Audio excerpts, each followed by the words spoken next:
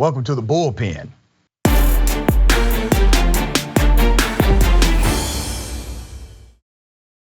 Because yesterday I had a guy on the bullpen who was so insane that I had to kick him off my show, Pastor Jesse Lee Peterson.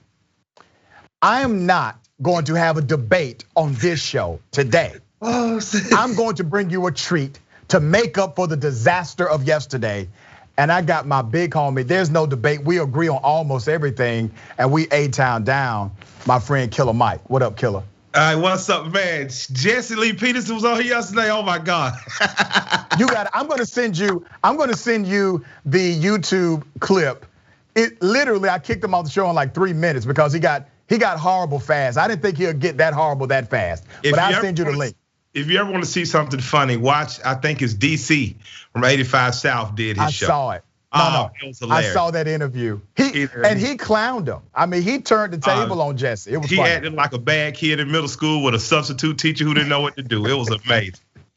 It was, man. But it's good to see you. So I see Uncle Jesse at the barbecue too, on the other side, but I don't know about to really go. There you go, right, exactly. Good to have you on the show. We only have a few minutes, man. Let's get right into it. You are so well known, not only for your entertainment, your rapping, but also, that's what I'm talking about, mobilizing, energizing, being on the right side of issues. And you have influenced so many people in the entertainment world and beyond to actually take their platforms more seriously to become advocates for social justice. Let's talk about Black entrepreneurship, something that you're big on as well. Right now you have legislation being stalled that could help Black businesses. You have policy discussions not being had because of the gridlock of our current politics. But let's talk about the reality of the Black economy and how a better Black economy is really a better economy for America. Yeah, even I said that. I think in Bloomberg possibly with Leanne who had but I said that, and the head of the feds in Atlanta said the exact same thing. A stronger Black economy lends itself to a stronger, greater economy. So when people hear people supporting Black biz, things of that nature, don't think it's exclusive of you, it's inclusive of you. We want the businesses to be owned by Black people, we want the lenders to be Black, but we want to provide services for the greater community. That's what we do. We just want to be able to be the chair on the leg on the chair that can hold up. We don't want to be the wobbly end. So no one think that's exclusive of them. It's inclusive of all. But Black business, let me tell Black people, whenever we've chosen to do business with one another and service ourselves in the greater community, we've done better. Our communities have been stronger. We had less crime. We had more fathers present in the community. We had greater freedoms, and we didn't have the oppressive amount of violence that we're experiencing in a lot of our communities now. Because a lot of our boys don't want to go to college and aren't being led to go to trade school. Trade school isn't just plumbing and carpentry and fixing stuff. It's owning your own business. It's being able to be someone who takes your products and services places and get the highest dollar amount. So I really think we need to take that seriously. I'm glad to be a part of something like Greenwood Banking. That's a banking platform that's going to roll out. That's not only going to allow people in banking deserts to have actual accounts, but eventually it's going to grow to a lender for non-traditional businesses out of our community that the big three might not necessarily finance. And I'm proud to be a part of that because I've seen that work not only in Greenwood, Oklahoma, and Tulsa. I've seen it work on Auburn Avenue in Atlanta and Edgewood Avenue. I've seen it work in Harlem, New York, Inglewood in California. And I believe we can keep doing this the next 50, 100 years and start to close some of that economic gap and do more for ourselves. Let me bring up something that is an actual policy bias. You already know there's this fight against critical race theory, which is simply the historical analysis of racism and how that racism connects to policy in America and our review of it. But there's this fight against it. But there is a policy, a recent policy from a bunch of money that was approved in the previous administration.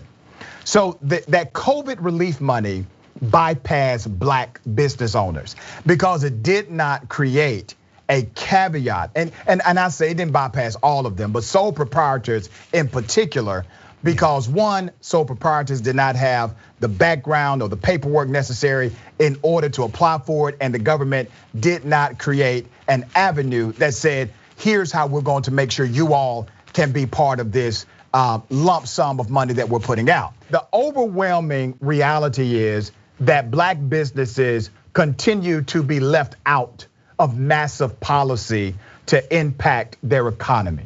Yes. So what will it take, brother, to put the emphasis necessary to make sure we create a stronger black ecosystem of financial support in our communities? It's gonna take more than a federal holiday.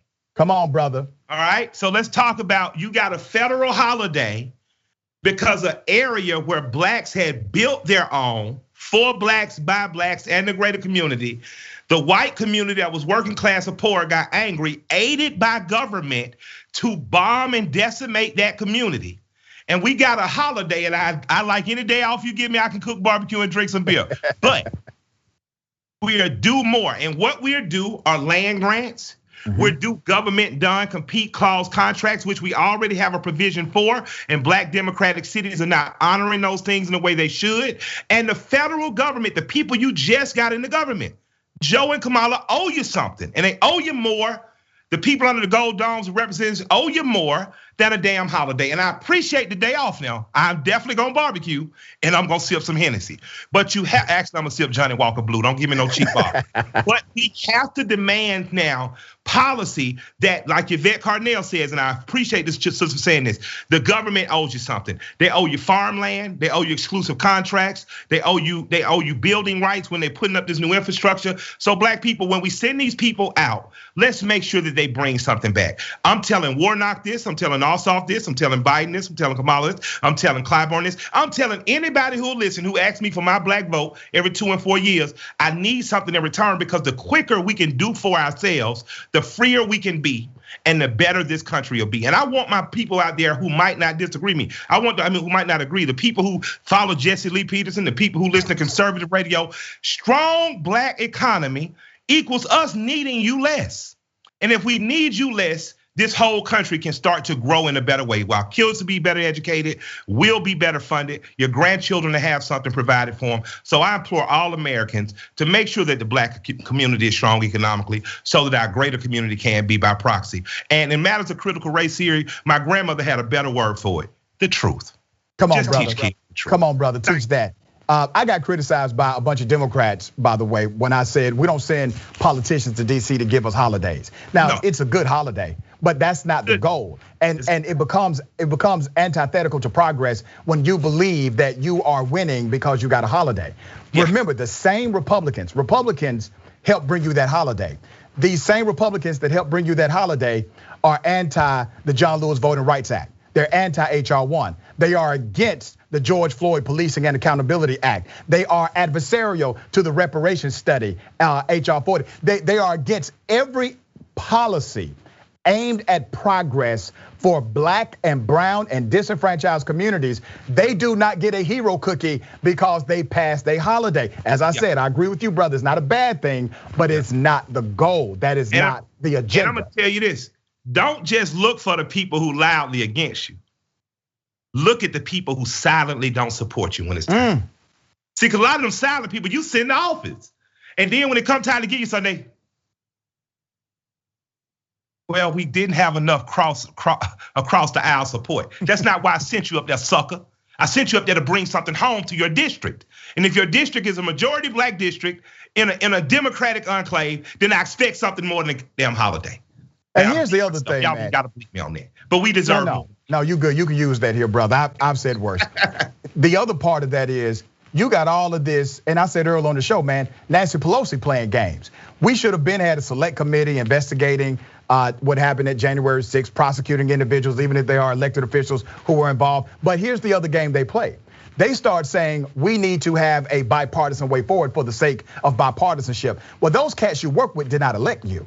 We did not elect you to have a bipartisan agenda. We elected you to have our agenda. And as long as you keep saying we won't move forward without support from the other side, or we'd rather have support from our colleagues on the other side, that's not the spirit of politics, nor is it the spirit that you campaigned on. You told us you had a separate, unique, and different agenda than the people who were in power for 4 years. When I show up with the bullet section, I'm with Rashad. I just want y'all to know that. I'm gonna let him do all the talking. I'm gonna let him take care of the business. I'm there as the goon. I'm gonna come up with my mask on. Come on, bro.